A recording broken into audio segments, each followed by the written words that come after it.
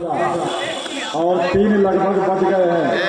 इसीलिए मैं कई अपने चहेते वक्ताओं का, विद्वान वक्ताओं का, अनुभवी वक्ताओं का समय नहीं दिया। क्षमा करेंगे, हाथ जोड़ करके मैं प्रार्थना करता हूँ कि जिन लोगों को बोलने का अवसर नहीं मिला मेरी चाहत के बावजूद, ताकि मैंने आपसे वादा किया था कि 3 बजे के बाद आसपास मैं आपको छोड़ दूंगा।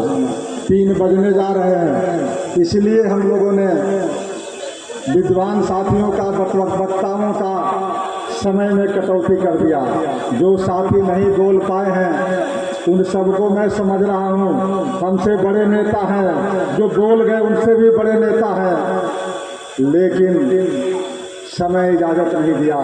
और समय इजाज़त इसलिए नहीं दिया कि जो आदमी बोले वही करे।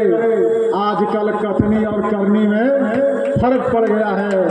इसलिए अगर गांधी जी के सिद्धांतों पर अगर चलना चाहते हैं, कर्पूरी ठाकुर जी के सिद्धांतों पर चलना चाहते हैं, तो जो बोलिए वही कीजिए।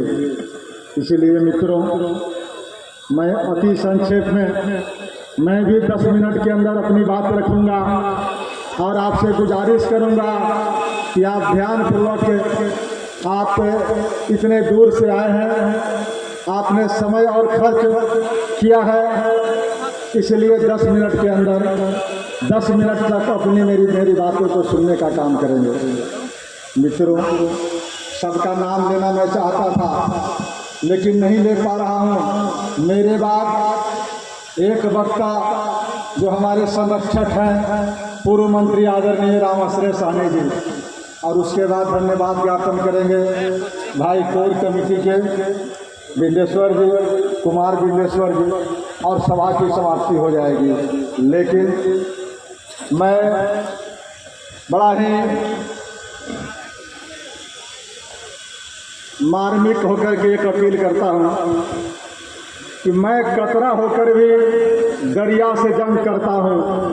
मैं कतरा होकर भी दरिया से जंग करता हूँ। मुझे बचाना समंदर की जिम्मेवारी है। मुझे बचाना समंदर की जिम्मेवारी है। दुआ करना कि सलामत रहे मेरी हिम्मत। एक चिराग कई आंधियों पर भारी है। एक चिराग कई आंधियों पर भारी है। मित्रों, हमारे एक साथी बनारसी ठाकुर जी ने सही बात कहा कि अचानक मुझे लगा कि जिस दल में मैं हूँ उस दल की गठन ही हुआ था बाबा साहेब भीमराव अंबेडकर लोहिया कर्पूरी जयप्रकाश के सपनों को साकार करने के लिए। लेकिन जननायक कर्पूरी ठाकुर की कहीं अगर आत्मा होगी तो करा रही होगी उस दिन जिस दिन 2015 में आपके शासक, आपके हुक्मरान यह निर्णय कर रहे थे कि अपेक्षाकृत 3 संपन्न जातियों को, तेली, चमोली और डांगी को अति पिछड़ा के सूची में शामिल कर रहे थे। उस समय भी आपके तथाकथित अति पिछड़े वर्ग के 5 मंत्री थे। जिस समय मंत्रिमंडल में प्रस्ताव आया था कैबिनेट में, उस समय अति पिछड़ा वर्ग के 5 मंत्री थे। आज भी मैं कहना चाहता हूं कि आपके अति पिछड़ा वर्ग के एमपी भी है, एमएलए भी है, मंत्री भी है, और हमारे ऐसा एमएलसी भी है। लेकिन जिस तरह से कैबिनेट में 5 मंत्रियों में से किसी की जुबान नहीं खुली कि यह आरक्षण जो मूल अति पिछड़ा का है, 110 जातियों का है, उसको अभी मुक्ति की आज़ादी नहीं मिली है, मुक्ति नहीं मिली है, सत्ता का मार्ग प्रशस्त नहीं हुआ है, उसकी हिस्सेदारी नहीं मिली है, जो कर्पूरी ठाकुर की बहुत बड़ी चिंता थी।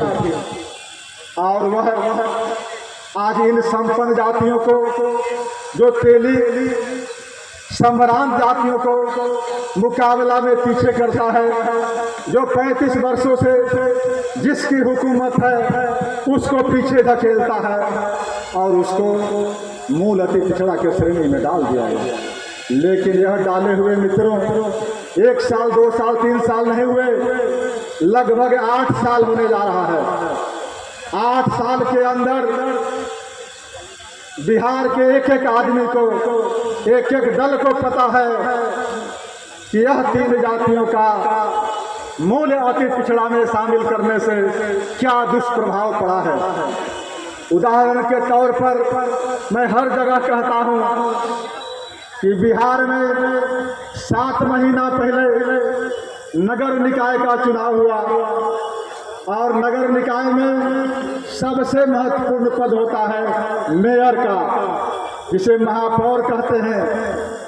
उसमें अति पिछड़ा वर्ग के लिए 3 सीट रिजर्व था ईबीसी के लिए, लेकिन मित्रों तीनों सीट एक जाति विशेष तेली में हड़प लिया। यहाँ तक कि 3 ही नहीं, जो सामान्य का सीट था उसमें से भी 4 सीटें लेकर के, यानी कुल 7 सीटें लेकर के 17 सीटों में सबसे आगे है। आपको बता दूं कि मात्र एक जिनकी 35 वर्षों से हुकूमत है, यादव को भी 1 ही सीट मिली, कुर्मी को वह भी नहीं मिला। आप समझ सकते हैं कि कितना दबंग जाति है, कितना अर्थवान जाति है। उस जाति को मूल अति पिछड़ा में डाल दिया गया। दूसरी उदाहरण मैं देना चाहता हूँ। जिला परिषद का अध्यक्ष का पद बहुत महत्वपूर्ण होता है। बिहार में 38 जिले हैं, सभी जानते होंगे। 38 जिलों में से 8 जिला परिषद का पद ईबीसी के लिए आरक्षित था, लेकिन 8 में से ये 3 जातियां जो 2015 में शामिल हुई, उसने 7 सीटों पर कब्जा कर लिया। आप समझ सकते हैं कि मूल अति पिछड़ों का क्या होगा। भाई हिसामुद्दीन अंसारी कह रहे थे कि जो आपके गर्दन पर तलवार चलाया, जो आपको हक को छीनने का, हकमारी करने का साहस दिखाया, जो कातिल बनने का काम किया, और आज वह आपका मसीहा बनने का स्वांग रखता है। इसलिए मित्रों, जो हमारे ईमानदार साथी होंगे, सत्ता की परवाह नहीं करते होंगे, संघर्ष की परवाह करते होंगे, उन साथियों से मैं कहना चाहता हूँ कि आपके उस वर्ग में कई नेता हैं, कई मंत्री हैं, कई एमपी हैं, लेकिन उनको आपके छिने हुए अधिकारों का दर्द नहीं है। अगर दर्द होता तब मेरे साथ चलते, मैं आगे चलने के लिए तैयार था आपके इस कारवा को। मुझे परवाह नहीं है कि राजनीति में मुझे कल क्या हानि होने वाला है, लेकिन इसका जरूर परवाह है मित्रों कि आपकी 7 करोड़ से ऊपर की आबादी जो आज संकट में है, उसको निकालने के लिए मेरे जीवन का अगर कतरा भी देना पड़े तो मैं उसके लिए तैयार हूँ। लेकिन आपसे आग्रह करता हूँ कि आप इस सम्मेलन में आए हैं, आप भी यह संकल्प लेके जाएं, जो छद्म भेष में जो दलाली करने वाले अति पिछड़ा के तथाकथित नेता हैं, उनके बहकावे में नहीं आने। जो कार्यक्रम पर मैं निकला था, कार्यक्रम कैसे विफल हो, कई लोगों ने कुत्सित प्रयास किया, लेकिन आप लोगों की आशीर्वाद और साहस के बदौलत आज पूरे बिहार में आपके अधिकारों को रक्षा के लिए अलख जगाने का काम कर रहा हूं, और आगे भी आपको विश्वास दिलाता हूं कि जब तक आपकी अधिकारें मिल नहीं जाती है, तब तक हम लोग चैन से बैठने वाले नहीं हैं। इसीलिए मित्रों, आप भी यहाँ से संकल्प लेकर के जाएंगे कि जो जहाँ है, जिस जिले में है, जिस प्रखंड में है, जिस पंचायत में है, आप भी चैन से नहीं बैठिए। आपकी आबादी है, 5 वर्ग समूह है इस बिहार के सरजमीन पर। 5 वर्ग समूहों में से सबसे बड़ा वर्ग समूह आज भी जो जाति गणना का रिपोर्ट प्रकाशित हुआ, वैसे जाति गणना को मैं थोड़ा सा घालमेल समझता हूँ और मैंने इस पर बयान भी दिया हूँ कि जो मजबूत जातियाँ थी, अति पिछड़ों की लड़ाई लड़ने वाली, उनको जानबूझ करके संख्या में नीचे दिखाया गया है।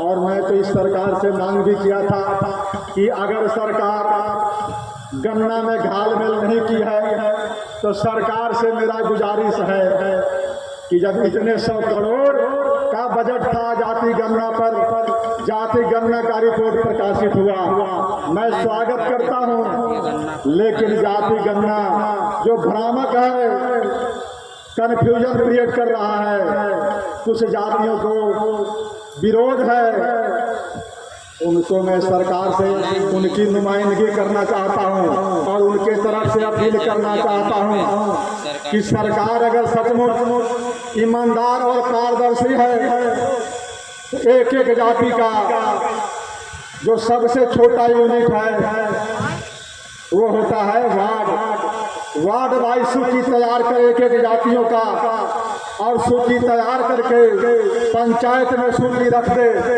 और पंचायत में वार्ड के लोग जा करके देख लें कि किन का नाम छूट गया है या किन का नाम अधिक हो गया है।